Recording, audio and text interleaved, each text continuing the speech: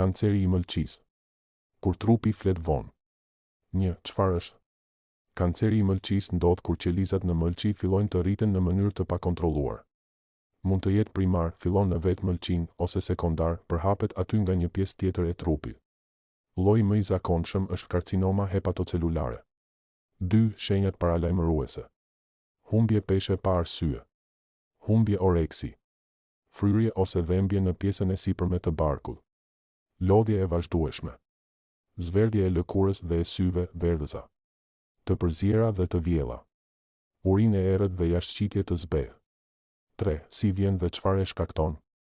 Shkaktarët kryesor janë: hepatiti B dhe sa viruset që dëmtojnë mëlçin. Ciroza, dëmtim kronik i mëlçisë, shpesh nga alkooli ose hepatitet. Pirja e tepërt e alkoolit. Obeziteti dhe diabeti.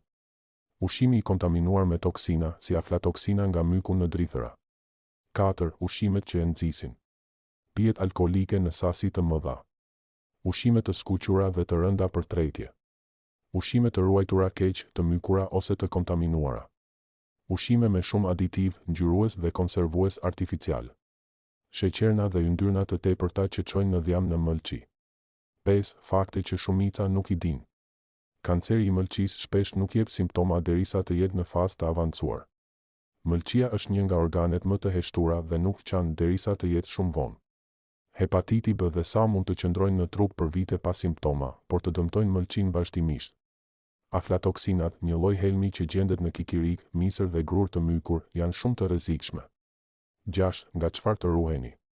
Bëni analizat për hepatitin B dhe sa nëse nuk i keni bërë kurrë. Shmangni pijet alkoolike ose kufizoni sa më shumë. Mos konsumoni ushqime të prishura apo të mykura. Ruani peshën dhe shmangni dhjamin në zonën e barkut. 7. Këshilla për parandalim. Vaksinohuni kundër hepatitit B nëse nuk e keni bërë. Mbani një dietë të pasur me perime dhe fruta të freskëta. Pini ujë të pastër dhe shmangni alkoolin. Bëni analiza të rregullta nëse keni histori të hepatitit ose përdorni ilaçe të forta për një kohë të gjatë. Lëvizni çdo ditë dhe mbani nivelin e sheqerit nën kontroll nëse keni diabet.